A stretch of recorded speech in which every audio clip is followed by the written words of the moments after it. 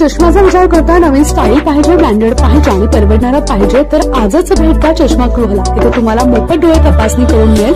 ज्येष्ठ नागरिकांसाठी एकूण 30% सवलत, पोळावेळेस संध्याकाळचे 40 ते 50% सूट, लहान मुलांसाठी असंख्य फ्रेमच्या व्हरायटी। मिरजमध्ये सर्वात जास्त चष्मा फ्रेम्सची व्हरायटी, लहान मुलांपासून ते ज्येष्ठ नागरिकांपर्यंत चष्मा घेण्याचं एकमेव ठिकाण चष्मागृह।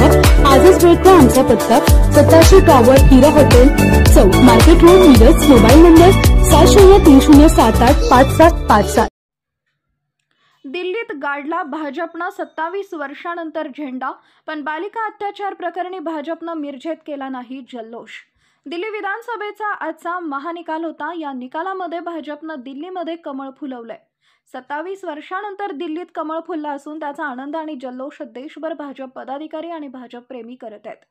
या अगोदर दिल्लीमध्ये आम आदमी पार्टीचं सरकार होतं, पण आजच्या निकालानं भाजपनं कमळ फुलवलं असून सर्व राज्यात जल्लोषी वातावरण निर्माण झालं असून मिरजेतील पदाधिकाऱ्यांनी जल्लोष करणं हे जत तालुक्यातील करजगी इथं 4 वर्षीय बालिकेवर अत्याचार प्रकरणी झालं असल्यानं मिरजेत भाजपकडून जल्लोष केला गेला नाही। तसेच भाजपकडून जत येथील घटनेचा निषेध करून लवकरात लवकर नराधमाला फाशी देण्यासाठी गृहमंत्र्यांकडे प्रयत्न करणार असल्याचं यावेळी सांगण्यात आलंय। आज दिल्ली म्हणजे आपल्या देशाची राजधानी असणाऱ्या ह्या दिल्लीमध्ये 27 वर्षापूर्वी भारतीय जनता पार्टीची सत्ता होती। 27 वर्षानंतर परत आज भारतीय जनता पार्टीची सत्ता जोरदार त्या ठिकाणी येत आहे। निकाल सुरू आहेत। मी प्रथम सर्वांचं अभिनंदन करते। ही सत्ता या देशाचे आदरणीय पंतप्रधान माननीय नरेंद्रजी मोदी यांच्या नेतृत्वाखाली आज स्थापन होताना आपल्याला सगळ्यांना दिसत आहे। आज आम्ही मिरज शहरामध्ये जल्लोष करायचं या ठिकाणी थांबवलं। त्या पाठीमागचं कारण की जतमध्ये जी घटना घडलेली आहे, एका 4 वर्षाच्या बालिकेवर बलात्कार करून तिची अमानुष हत्या केलेली आहे।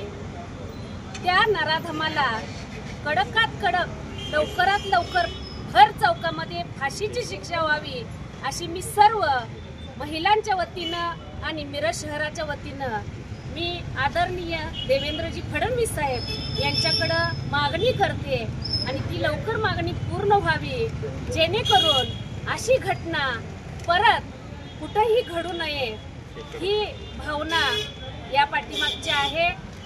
कारण ही जी घटना घडलेली आहे ही अमानवीय घटना आहे आणि ह्या घटनेचा निषेध नक्कीच आम्ही सगळे करतोय।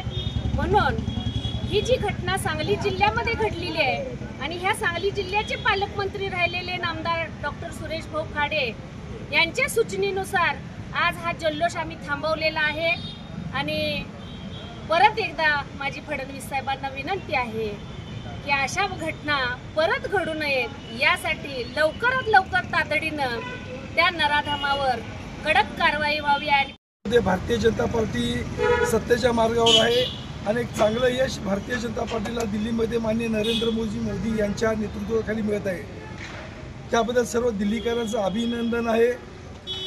यामुळे आज पूर्ण महाराष्ट्रामध्ये जल्लोष होत आहे भारतीय जनता पार्टीच्या सर्व पदाधिकारी, कार्यकर्ते आणि नागरिकांच्या वतीने। पण काल जी जतमध्ये एक अमानवीय घटना घडली, एक 4 वर्षाच्या चिमुरडीवर बलात्काराची घटना घडली आणि त्याबद्दल सर्व स्तरातून निषेध व्यक्त होत आहे। आम्ही भारतीय जनता पार्टीच्या वतीने त्याचा जाहीर निषेध करतो आणि त्या आरोपीला कडक कारवाई लवकरात लवकर करावी असे निवेदन आम्ही आज माननीय माजी पालकमंत्री नामदार सुरेश भाऊ खाडे यांच्या वतीने आपले जे गृहमंत्री आहेत फडणवीस साहेब यांच्याकडे आम्ही देत आहे।